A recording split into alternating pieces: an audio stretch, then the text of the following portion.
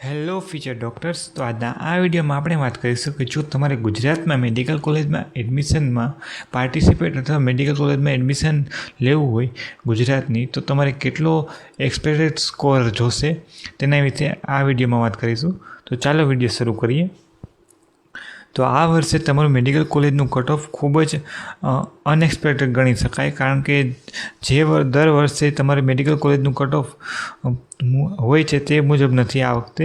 આ વખતે જો તમે ઓલ ઇન્ડિયા રેન્ક 1ની વાત કરીએ તો તેમને 715 માર્કે ઓલ ઇન્ડિયા રેન્ક 1 છે, અને જે વિદ્યાર્થીને 690 માર્ક છે તેમનો ઓલ ઇન્ડિયા રેન્ક 85મો છે. એટલે તમે જોઈ શકો છો કે ખાલી 25 માર્કના ડિફરન્સમાં 85 જેટલા સ્ટુડન્ટ આવેલા છે. અને જે વિદ્યાર્થીઓને 686 માર્ક છે તેમનો ઓલ ઇન્ડિયા રેન્ક 160મો છે.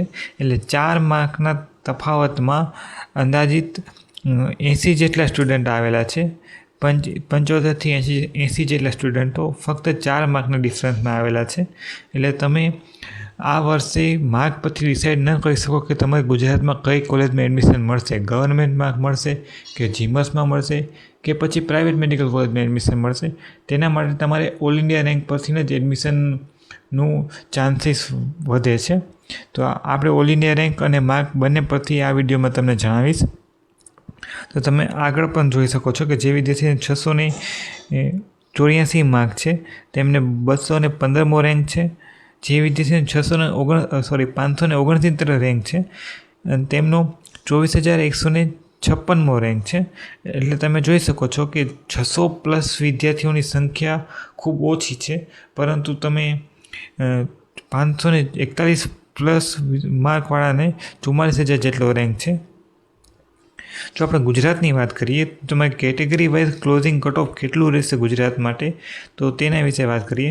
તો જે બી વિદ્યાર્થીને જનરલ કેટેગરી સ્ટુડન્ટ હોય, જનરલ કેટેગરી માટે તમારે 30,000+ રેન્ક હશે, 30,000ની અંદર રેન્ક હશે, તેમને શ્યોર ગવર્મેન્ટ મેડિકલ કોલેજમાં એડમિશન મળી રહેશે. કન્ફર્મ ગવર્મેન્ટ મેડિકલ કોલેજમાં એડમિશન મળી રહેશે. અને જે વિદ્યાર્થીઓને 30,000ની અંદર રેન્ક હશે તેમનો સ્કોર નીટ 2026માં 561+ હશે. એટલે તેમને શ્યોર MBBSમાં એડમિશન મળવાનું છે ગવર્મેન્ટ મેડિકલ કોલેજમાં. જનરલ કેટેગરીની વાત કરી રહ્યો હતો.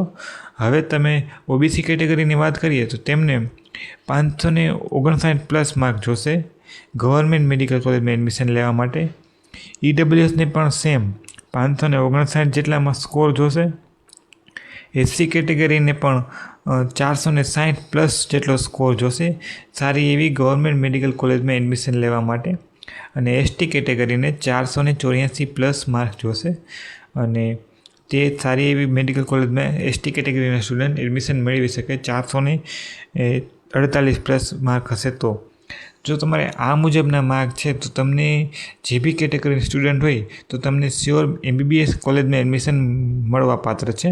અને હવે જો જીમસ અને પ્રાઇવેટ મેડિકલ કોલેજની વાત કરીએ તો જનરલ કેટેગરીમાં જીમસ તમને આ મુજબના કટ ઓફમાં ફક્ત ને ફક્ત તમારે 15 માર્કનો તફાવત રહેશે. જે મુજબના માર્ક છે જનરલ કેટેગરી સ્ટુડન્ટને તમારે 540 માર્ક જોશે જનરલ કેટેગરીમાં.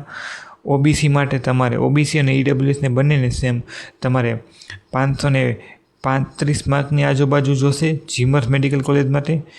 SC માટે તમારે 430+ માર્ક જોશે, અને ST માટે તમારે 385+ માર્ક જોશે જીમસ મેડિકલ કોલેજમાં એડમિશન લેવા માટે. અને પ્રાઇવેટ મેડિકલ કોલેજનું શ્યોર ના કહી શકાય, કારણ કે તેમાં મેનેજમેન્ટ કોટા અને ગવર્મેન્ટ કોટામાં તમારે કટ ઓફ ખૂબ ઉપર નીચે જોવા મળે છે. પરંતુ જો SC અને ST કેટેગરીની વાત કરીએ તો તેઓએ ફક્ત 300 અથવા 300 માર્કની આજુબાજુ બી હશે ને તો તેમને પ્રાઇવેટ મેડિકલ કોલેજમાં એડમિશન મળી રહે છે SC અને ST કેટેગરીને.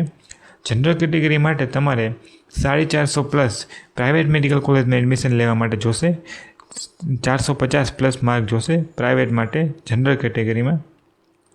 અને OBCમાં પણ 420+ માર્ક જોશે OBC અને EWSને જો પ્રાઇવેટ મેડિકલ કોલેજમાં એડમિશન લેવું હોય તો.